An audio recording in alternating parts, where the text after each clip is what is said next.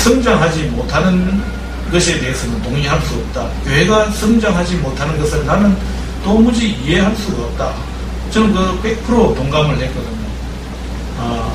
교회는 하나님의 말씀이 살아있고 또 성도들의 기도가 녹아있고 또 뜨거운 찬양이 있고 모든 것이 하나님의 지키시고 돌보시는 이런 역사가 있는데 교회가 왜 성장하지 못할까 이렇게 생각을 해보니까 많은 부분이 제가 목사가 되었지만 제가 병신도 됐을 때는 목사님들이 좀 잘못하는 것 같다. 그냥 밤만 애들이 밥 먹고 열심히 운동하면 애들이 저절로 크지 않습니까? 바울 사도가 고린도전서 12장에서 교회를 주님의 몸으로 이렇게 비유를 하셨지 않습니까? 교회는 살아있는 그런 주님의 몸이기 때문에 우리가 열심히 하나님 말씀을 먹고 또 우리가 사역을 하고 이렇게 하면 저절로 교회는 성장할 수밖에 없다. 저는 그런 생각을 지금도 가지고 있습니다. 그래서 교회가 성장하지 못하는 것은 누군가 그렇게 성장하는 것을 어떤 부분에서 가로막고 있다. 저는 그렇게 생각을 했기 때문에 그것이 무엇일까 이렇게 생각해 보고 제가 그 문제를 좀 해결해 봐야 되겠다 이런 생각을 가지고 저는 이제 신학을 하게 되었습니다. 그래서 그런 이야기를 좀 하려고 했는데 어떻게 보니까 너무 교회를 대책 없이 비판만 하는 것 같고 그거는 또 다음 기회에 제가 기회가 된다면 말씀을 드리고 오늘은 하나님이 기뻐하시는 그런 예배에 집중을 해서 말씀을 드리려고 합니다. 제가 오늘 이 교회에 일찍 오게 된 것도 사실은 제가 이제 1시간 전에 와서 교회를 위해서 기도하고 여러분들을 위해서 기도하면서 이렇게 준비를 하려고 했는데 조금 늦어지게 됐는데 사실은 저는 아까 커피 향기가 너무 좋아가지고 제가 좀 시험에 들 뻔했어요. 오는데 커피 향기가 너무 좋더라고요. 앉아있는데 그 커피가 어느 나라 커피입니까? 국산 맞습니까? 국산은 없죠 커피가. 근데 사실은 커피 향기보다는 교회에는 기도 향기가 조금 진하게 이렇게 묻어나면 좋겠다 그런 생각을 했습니다. 우리 할머니가 90세까지 살다가 돌아가셨거든요. 우리 외삼촌이 농담 삼아서 엄마 100살짜리 영감 하나 더 줄까 이런 농담도 하시고 있는데 굉장히 건강하게 오래 살다가 돌아가셨어요. 그런데 제가 어릴 때 애갓집에 가면은 저희 집이 그 밀양인데 밀양에서 어서로 그때는 비포장길이었습니다. 덜덜거리는 비포장길을 1시간 정도 타고 가서 역에 가서 또 기차로 한 서너 시간 이렇게 타고 갑니다. 기차에 내려서 또 버스로 비포장길을 1시간 정도 달려가면 강이 나옵니다. 강을 건너면은 할머니가 저쪽 강 너머에 기다리고 계시는 거예요. 그때는 어릴 때는 참 신기했습니다. 할머니가 어떻게 우리 올 때를 정확하게 알고 그래 나와서 기다리고 계실까 이렇게 생각을 해보니까 참 신기했는데 거기서 이제 걸어서 또 애갓집까지 1시간 정도 걸어가면 애갓집이 있었는데 새벽밥 먹고 나와서 애갓집까지 들어가면은 이제 해가 이렇게 질 때쯤 되어서 들어가게 됐습니다. 옛날에 우리 여기 권사님 웃으시는데 그런 시절이 다 있었죠. 그런데 우리 어머니가 요즘 보면은 우리 할머니처럼 그렇게 하시더라고요. 우리 그 딸이 서울에서 이렇게 열차로 내려오면은 엄마 오늘 우리 가이가 8시 되면 역에 도착합니다. 이렇게 이야기를 하면은 6시부터 역에 가서 기다리시는 분명히 내가 8시라고 말씀을 드렸는데 6시부터 역에 가서 서성이고 손녀를 기다리고 있는 거예요. 그래서 제가 이제 어머니 모습을 보니까 우리 할머니 그 모습이 제가 이해가 되더라고요. 그 할머니께서 정확하게 시간을 맞춰서 나오신 것이 아니고 그냥 점심 먹고 나오셔가지고 하루 종일 딸하고 이제 손자들이 올 때를 기다리고 계셨던 거죠. 그래서 우리가 참 하나님 앞에 나올 때 이런 좀 감격과 설레임을 가지고 나와야 되지 않겠느냐. 그런 마음으로 앞으로 예배 자리에 나아갈 것이라고 저는 스스로 그렇게 다짐을 했습니다. 그래서 오늘 이제 제가 일찍 오려고 했던 이유도 이렇게 제가 우리 김종일 전사님께 전화를 드리면서 제가 1시간 전에 가서 기도하고 기다리고 있겠습니다. 이렇게 말씀을 드리는데, 여러분들이 정말 이 교회가 부흥하기를 원한다면 1시간 전에 2시간 전에 나오면 저는 반드시 부흥할 것이라고 생각합니다. 여러분, 이 교회가 부흥을 하고 싶으시고 부흥을 해야 되겠죠.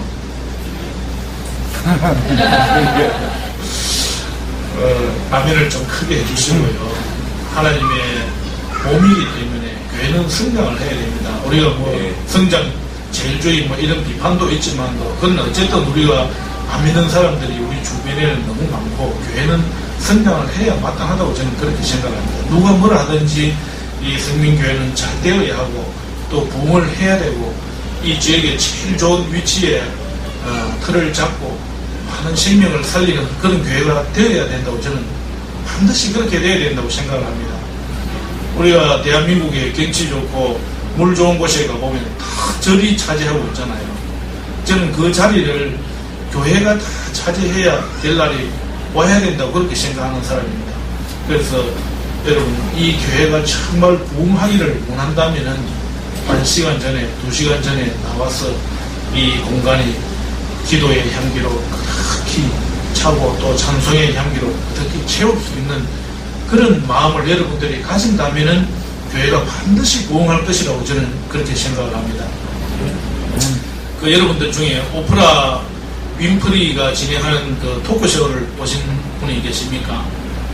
어느 날 오프라 윈프리가 자동차를 276대를 경품을 내걸었다고 합니다. 처음에는 11명만 추첨을 해서 자동차 키를 하나씩 이렇게 다 줬대요.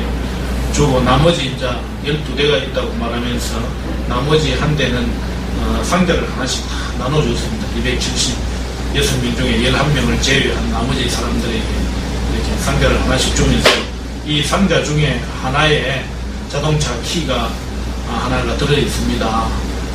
그렇게 얘기를 하니까 사람들이 다 두근두근 하는 마음으로 상자를 열어봤죠. 열어보니까 상자마다 자동차 키가 하나씩 다 들어있었던 거예요.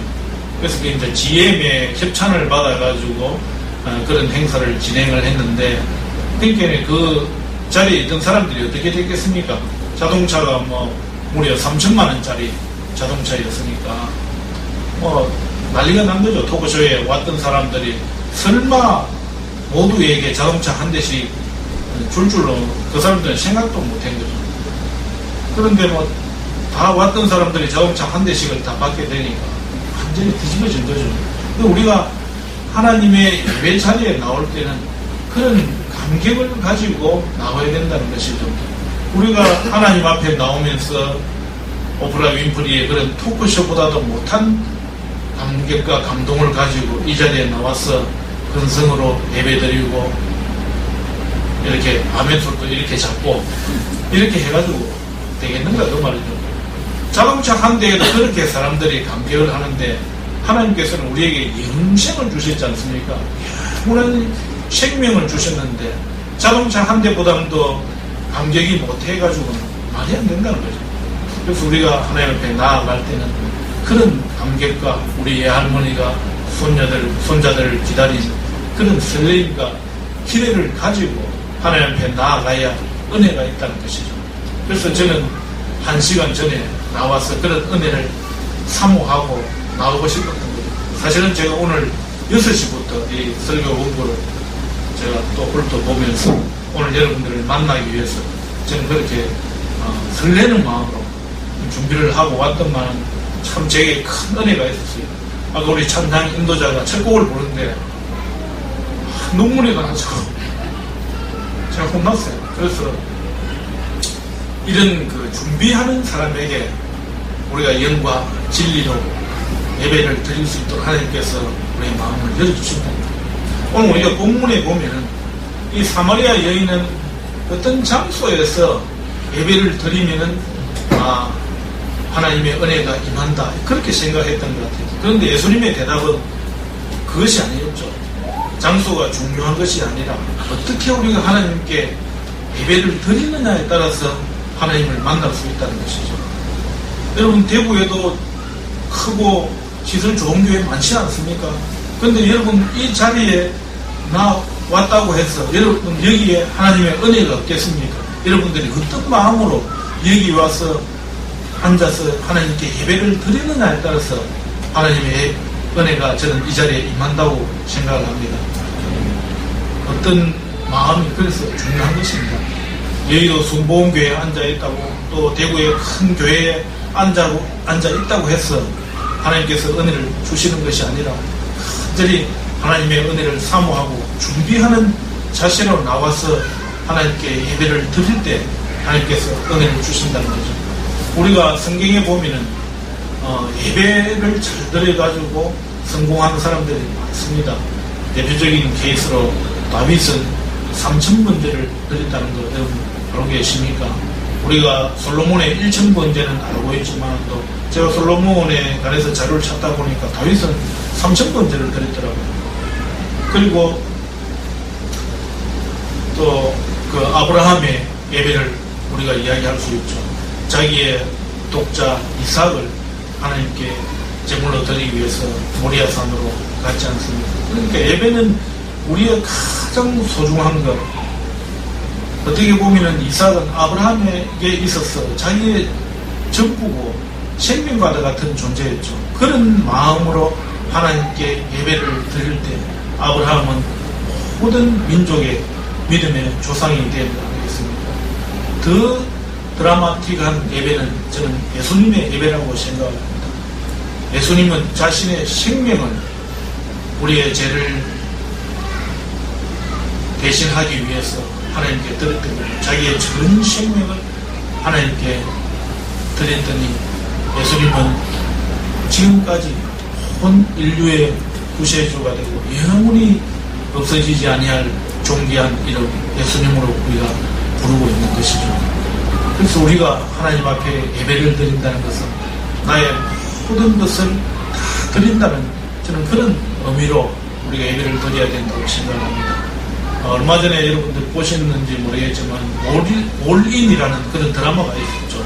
이병현이 그 주연한 드라마였는데 그 올인은 그 도박을 할 때, 포커를 할 때, 카지노에서 포커를 할 때 좋은 패가 들어오면은 자신의 가진 모든 것을 다 건다는 그런 의미죠.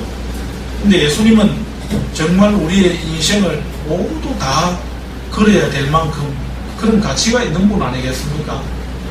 제가 목사가 되기로 생각한 구절은 그 천국의 비유 중에 어떤 사람이 밭에 보물이 숨겨져 있는 밭을 발견했는데 집에 가서 자기의 전 재산을 팔아가지고 그 밭을 샀다는 구절 여러분 기억하고 계시죠? 제가 사실 목사로서의 사명을 받은 구절은 그 구절입니다. 나는 영생을 얻고 내가 천국에 가는 것이 내가 이때까지 모은 모든 재산을 다 팔아서 생명을 살리고 영혼 구원하는 그런 일에 걸 만큼 나는 그것이 고귀하다고 생각했기 때문에 그보다 나는 더 보람된 일이 없다 이렇게 생각을 했기 때문에 제가 목사가 되기로 저는 결심을 했습니다. 그래서 우리가 하나님 앞에 나와서 이렇게 예배드리고 하나님의 복음을 위해서 살아간다고 하는 것은 우리의 가진 모든 것을 걸 만큼 그렇게 보람있고 고귀한 일이다. 저는 그렇게 생각을 합니다. 제가 원고는 10몇 페이지까지 준비를 해오는데 벌써 서론 이야기 하다 보니까 시간이 지나간 것 같습니다. 그래서 우리가 영과 진리로 예배한다고 할 때 영이 여러분 무엇이라고 생각을 합니까? 하나님께서 창세기 1장 14절에 보면 흙으로 사람을 빚어가지고 그 코에 생기를 불어넣으니 사람이 살아있는 영이 되었다. 생명이 되었다. 이런 말이 있잖아요. 그래서 그때 하나님께서 사람 몸속에 훅 하고 숨을 불어넣으실 때 영이 우리 속에 들어왔다고 저는 그렇게 생각을 합니다. 그런데 우리는 아담이 범죄함으로 인해서 사람들의 마음이 계속 부패해졌잖아요. 그래서 우리가 부패한 마음을 가지고 하나님 앞에 나아가서는 하나님은 거룩하신 분이고 영이시기 때문에 그 그분을 온전히 우리가 이해할 수 없다는 거죠. 그래서 우리가 하나님께 영과 진리의 예배를 드리기 위해서는 우리가 무패한 마음을 버리고 하나님께서 우리에게 최초로 주셨던 그런 순수한 영으로 돌아가서 하나님을 만나서 그렇게 예배를 드려야 영과 진리의 예배가 되지 않겠는가, 그렇게 생각을 해보았습니다. 우리 중에 많은 사람들이 보면 하나님을 자기 마음대로 생각하시는 분이 많은 것 같아요. 하나님은 이런 분이다 저런 분이다 자기 마음대로 생각을 하고 그런 상상의 하나님을 머릿속에 그려놓고는 하나님께 예배하는 분들이 들어있는 것 같습니다. 그것은 사실은 저는 올바른 예배가 될 수 없다고 생각합니다. 마음속에 자기 나름대로의 신을 만들어 놓고 예배하는 것은 우상 숭배에 지나지 않는다고 생각합니다. 그래서 우리가 영과 진리의 예배를 드리기 위해서는 철저히 내가 가졌던 생각이나 또 내가 배웠던 지식이나 이런 모든 것을 내어버리고 순수하게 나의 영이 하나님을 만나서 기뻐하고 춤추고 하나님께서 나에게 오늘 어떤 은혜를 주실까, 이런 마음으로 예배를 드려야 저는 은혜가 임한다고 그렇게 생각합니다.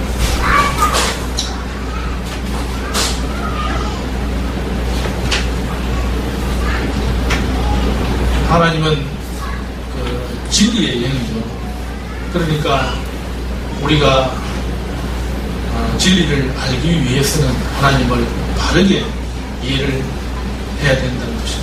얼마 전에 안동대학교의 학생들이 저희 교회에 와서 무언극을 하나 했는데, 처음에는 어떤 사람이 주님과 이렇게 가까이 지내면서 믿음 생활을 잘 했습니다. 그런데 어느 날 이 여자 청년이 멋진 남자친구를 만나게 되었습니다. 그래서 남자친구가 너무 좋아가지고 주님과 점점 멀어지게 되었고, 또 조금 있으니까 돈이 유혹을 해가지고 좀 더 멀어지게 되었고, 나중에는 또 여자니까 미모에 빠지게 되고 세상에 어떤 아름다움을 추구하게 되고 또 술을 마시게 되고 이렇게 되니까 주님과 점점 멀어졌습니다.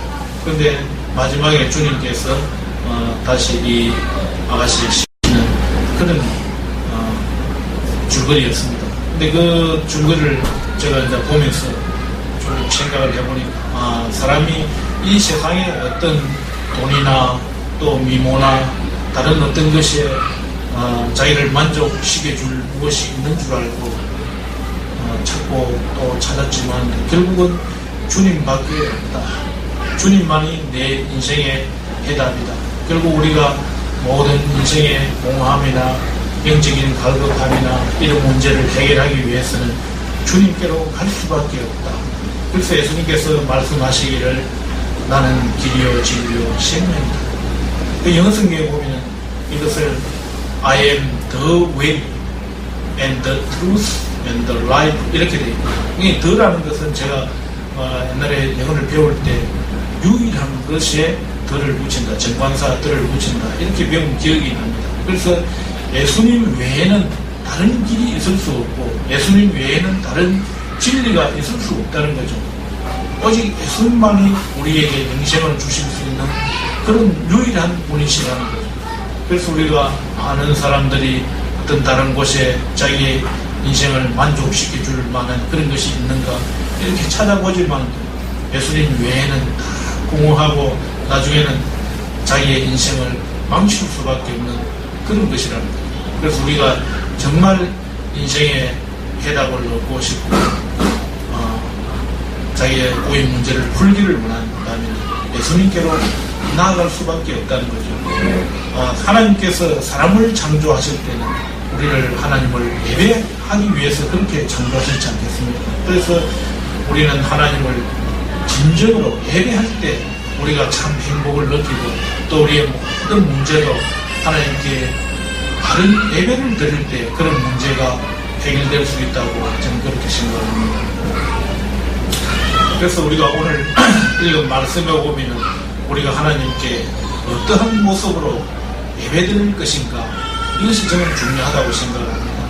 우리가 기도할 때 이 예배 시간을 위해서 우리가 받을 은혜를 위해서 일찍 나와서 이 공간을 기도의 향기로 그렇게 가득 채우면 좋겠고요. 사실 우리가 하나님을 예배한다고 하지만도 많은 시간이 보통 보면은 목사님의 그 설교에 집중되어 있습니다. 우리가 주체적으로 예배를 드릴 수 있는 시간은 찬양하는 시간, 또 하나님께 기도하는 시간, 이것이 우리가 어떻게 보면 예배의 관객이 되지 않고 하나님께 1대1로 하나님께 직접적으로 예배 드릴 수 있는 귀한 시간이라고 저는 그렇게 보거든요. 그래서 하나님께 우리가 예배의 들러리가 되지 않고 예배의 주체자로 하나님께 직접 나아갈 수 있는 시간은 기도하고 찬양하는 시간이다, 저는 그렇게 생각합니다.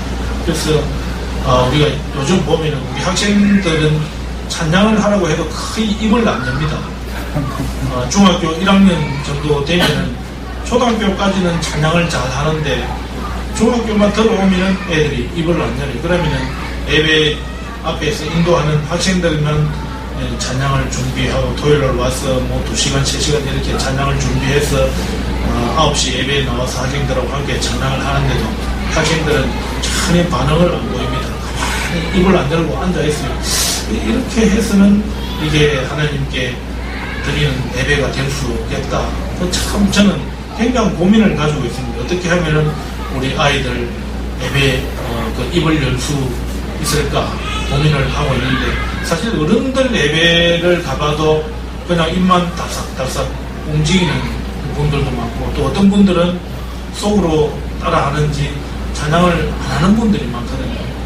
근데 제가 3.1교회가 옛날에 잘못되기 전에 그 교회에 있던 어떤 목사님이 쓴 책을 보니까 예배에 목숨을 건다 이런 책이 있더라고요. 그 책을 보니까 3.1교회는 그 숙민여대인가 어떤 강당을 빌려가지고 이렇게 예배를 드렸는데 1,000명이 들어갈 그 에어컨 시설을 했답니다. 그런데 그 실내에 2,000명이 들어오니까 에어컨 시설이 견디지를 못하는 거죠.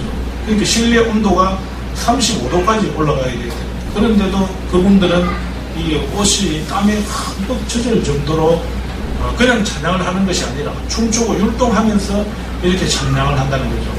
실내 온도가 35도면은 굉장한 열기입니다. 제가 필리핀 가서 한번 정전이 되었는데요. 요만한 공간입니다. 요만한 공간인데 정전이 딱 되니까 환기가 그 창문이 없어가지고 환기도 안 되는 거예요. 그러니까 막 사람들 땀 냄새하고 막 온갖 냄새들이 뒤범벅이 되고 숨을 쉴 수 없을 정도로 그렇게 힘들더라고요. 그런데 35도 정도 되면은 아마 그 열기가 굉장할 겁니다. 그런데 그분들은 전심으로 하나님께 예배를 드리기 때문에 그 열기 따위는 문제가 되지 않는 겁니다. 그리고 우리가 어른들이건 아이들이건 하나님께 예배를 드릴 때는 이런 마음으로 전심으로 하나님께 예배를 드려야 하나님을 만나는 그런 역사가 일어난다고 저는 생각합니다.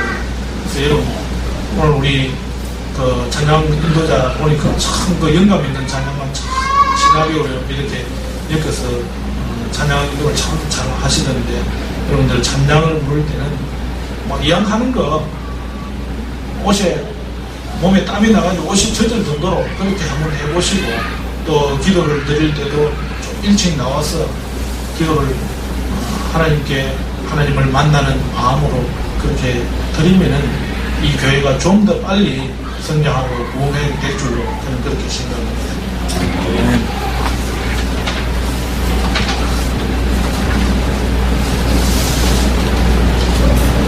여러분 우리나라 사람 중에 지금 굉장히 유명한 분이 한 분 계십니다. 5.11 테러 때 살아남은 분인데, 이기돈 장관님이라고 간정도 많이 나와 있습니다. 인터넷에 보면은 그분이 9.11 테러 때 기적적으로 살아나신 분 아닙니까? 그 스토리 다 알고 계시죠? 잘 모르세요? 세계무역센터에 그날 회의가 있었답니다. 9.11 테러가 일어나던 날 오전인데, 근데 이분이 평소처럼 그 비행기 시간이 조금 남아가지고 커피숍에 가서 커피를 한 잔 마시려고 갔는데, 마침 그날 커피를 팔던 그 아가씨가 안 나오고 다른 분이 나와 있었답니다. 그래서 커피를 주문하니까 서툴러 가지고 커피를, 자기가 원하는 커피를 팔 수가 없고 생과일 주스를 팔 수 있다 이렇게 해서 생과일 주스를 마시게 되는데, 갑자기 배탈이 나가지고 이번에 화장실에 가서 화장실 밖으로 나올 수 없는 그런 지경이 돼. 나올 수 없을 만큼 배탈이 심하게 났던 거예요. 그래서 할 수 없이 그 비행기를 놓치게 되었습니다. 그래서 그분 때문에 그 미팅이 세계무역기구는 여러분들 세계 모든 무역을 관장하는 그런 기구거든요. 그래서 거기에는 뭐 보통 외국어를 몇 개국씩 하는 그런 굉장히 능력 있는 사람들이 다 모이는 그런 곳입니다. 그래서 이분이 이기돈 장로님이 그 미팅을 주재하기로 되어 있었는데 미팅을 주재할 사람이 불참을 하게 되니까 그 미팅이 자동적으로 취소가 되었습니다. 그래서 그 오후로 이제 연기가 되는 바람에 그 사람들이 거기 있을 이유가 없었던 거죠. 그래서 밖으로 다 나왔습니다. 그래서 이분 한 사람 때문에 거기에 있던 모든 사람들이 다 살아나게 된 거죠. 그 아주 최고의 그 고급 두뇌들만 그 자리에 모이기로 되어 있었는데 그분들이 다 죽었더라면은 정말 굉장히 큰 문제가 일어났을 겁니다. 그래서 이분이 이제 어떤 분이냐 하면 성경을 그냥 막 통째로 다 애우려고 덤벼드는 분이더라고요. 그 인터넷에 보면 이분 그 간증이 11개가 있는데 제가 간증을 다 들어봤거든요. 너무 기가 막힌 분이고 이분이 믿음으로 살아가는 그런 모습을 볼 때 저는 도저히 흉내도 못 내겠더라고요. 그래서 사실 이제 제가 그분을 보고 한 가지 제가 따라하는 것이 있는데 하루에 영어 요절 한 구절씩 제가 이제 지금 외우고 있습니다. 우리 학생들한테도 매일 문자로 이렇게 보내주고 저도 한 구절씩 이렇게 외우고 있는데 그분은 특별히 영어 공부를 이렇게 한 적도 없는데 그냥 영어 성경을 계속 외웠답니다. 그런데 미국 사람들보다도 지금 고급 영어를 구사한다고 하거든요.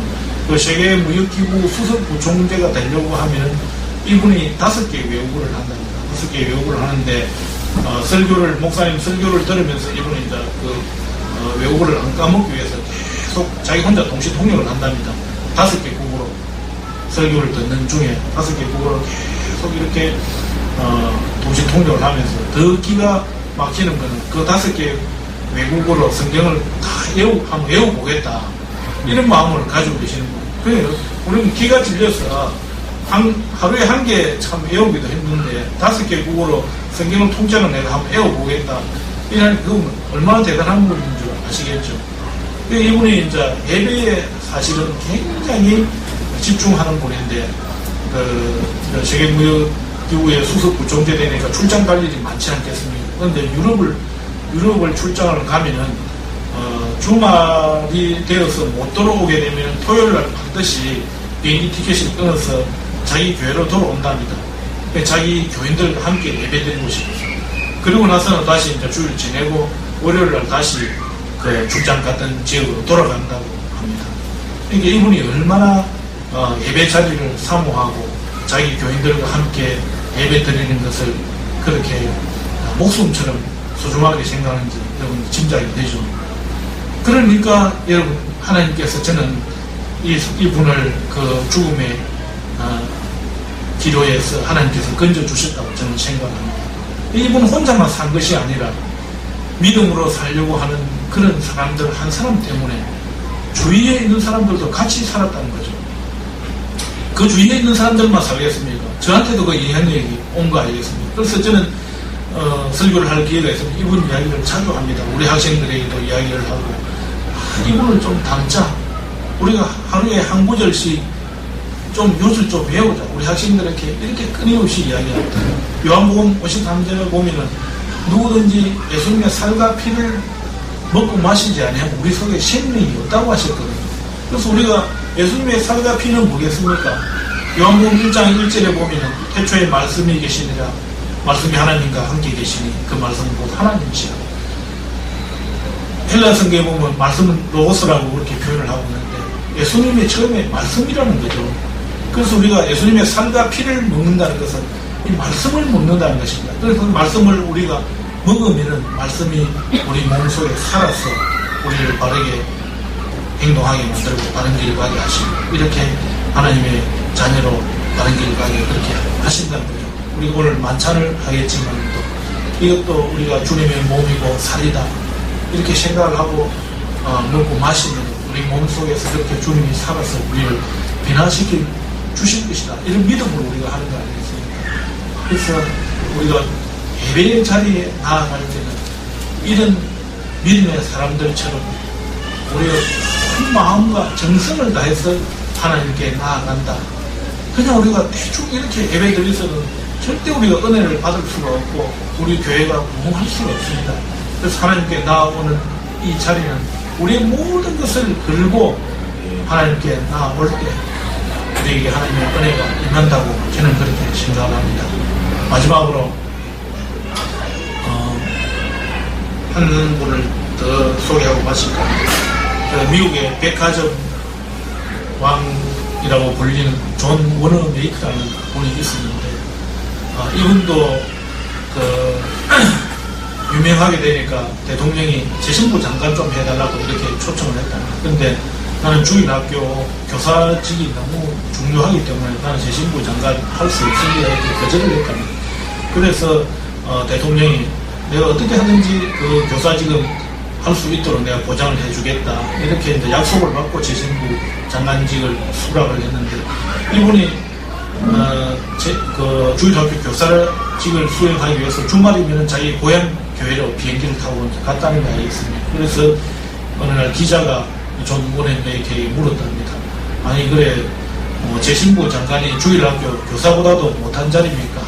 이렇게 물으니까 그렇습니다. 내가 재신부 장관은 오늘 하다가 잘릴지 내일 하다가 잘릴지 모르겠지만 주일학교 교사는 내가 평생 하나님 나라에 갈 때까지 해야 될 직분이기 때문에 나는 이 직분이 재신부 장관 자리보다도 더 소중하고 귀한 직분이라고 생각을 하고 그렇게 하고 있습니다. 그렇게 답을 했다고 합니다. 우리가 교회에서 어떤 일을 하든지 이 존 워너 메이커와 같은 그런 마음을 가지고 우리가 섬기고 봉사한다면 우리의 신년도 살아나고 또 우리 교회도 살고 우리 지역도 살고 이 나라를 살리는 그런 교회가 될 줄로 그렇게 생각합니다. 여러분들 온 마음으로 하나님을 섬기고 제가 여러분들에게 축복했다시피 이 산기슭 경치 좋은 어느 곳에 언젠가는 여러분들이 멋진 교회를 세우고 이 지역에 죽어간 수많은 영혼들을 살리게 될 날이 올 줄로 저는 그렇게 축복하고 그렇게 기도하겠습니다. 잠시 기도하겠습니다.